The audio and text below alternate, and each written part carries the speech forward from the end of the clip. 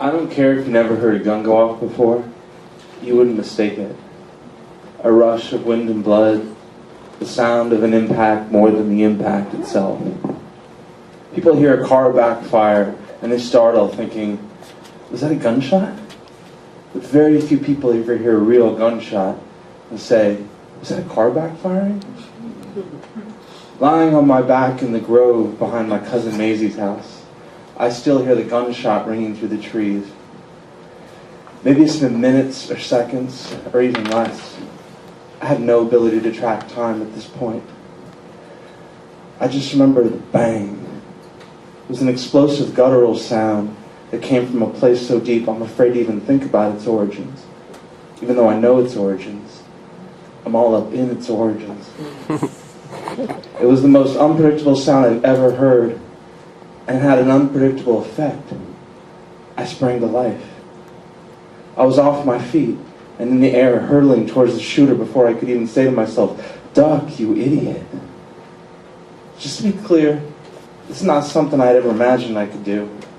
Not that the possibility of being in a situation where I'd be hurtling towards someone holding a gun ever occurred to me, but I was never even the one who'd stick up for the kid getting beat up on the playground. The thought of stepping up to a bully was out of the question. I was the one who'd hide, worried I'd be next. There was an impact as I made contact with the familiar shape whose hand was on the trigger. But my ability to comprehend events in any rational way ends there. Time stopped moving and everything just sort of reset, as if I hit the wrong button on the game box and the console restarted. I look up from the patch of earth I occupy and I think about the cost of real estate I'm lying on. It's more than I have in my savings account, including my college fund. Where are the stars? I mumble, delirious, barely able to croak out a syllable. The sky looks like a freshly paved road. I can't feel my legs. There's no noise. It's not that it's quiet. In fact, I'm sure there are screams and groans and all sorts of chaos. It's just the sound is missing from me, like it's been taken. The last sound I remember registering was my best friend Josh screaming, amazing. The way those words left his mouth, it was the most awful sound. The sound of a heart breaking. I've read about these moments of trauma-induced calm where time just seems to stand still, or at least time stands still around you. And your own private world just seems to go about its business, defying the rules of physics. With such a deep opportunity for contemplation, you'd think I'd be worried about my friends, about myself, but all I can think of are these trivial little bits, like cell phones ringing, like the mechanics of a gun firing, and the relative cost of real estate, and why all the stars seem to be leaking from the sky.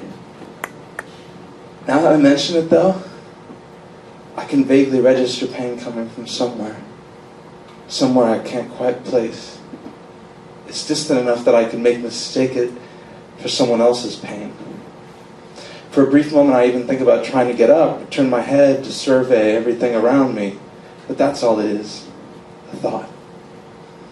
I'm stuck in a moment that I can't get out of.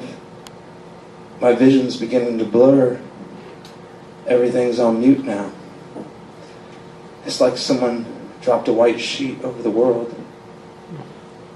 And all of a sudden, coming out of the blank canvas in my head, I see a girl or a woman, I can't quite tell which. She comes out of the blur in my head as if she's stepping through a cloud, and then she's standing there.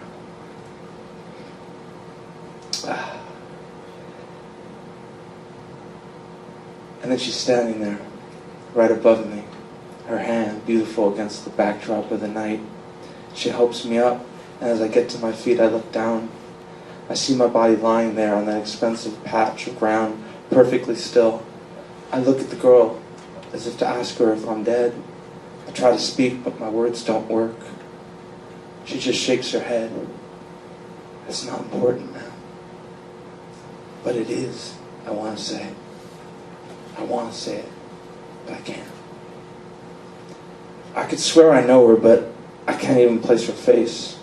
It's as if she's a composite of every woman, every girl I've ever known and haven't known.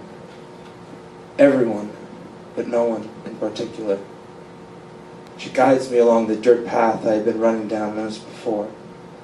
It leads out from the grove where everything's just happened, or is still happening. I want to turn back and look to see if my friends are all right, to see if I'm all right. But no matter how hard I try, I can't turn my head. I can't look back. I follow the girl as if I was being dragged. But once we clear the foliage, I stop. The path breaks into a field that shouldn't be there, that wasn't there minutes ago, a field that doesn't belong in California at all. It looks like something from the Midwest hometown I left just weeks earlier. And somehow it isn't night anymore. I don't remember this, I say to her without speaking. She just smiles and shakes her head. But I start and then stop. She nods as if in answer to the thought that's going through my head. I've been here before. We've all been here before, she says.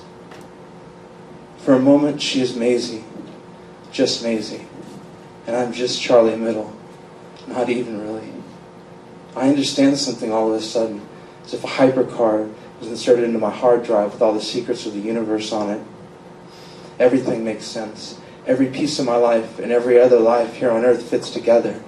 I open my mouth to speak, to say the most important words I have ever spoke. And then without warning, there's another bang. I'm back in my abandoned body on that soft patch of earth, looking up at the empty sky. And then everything goes dark.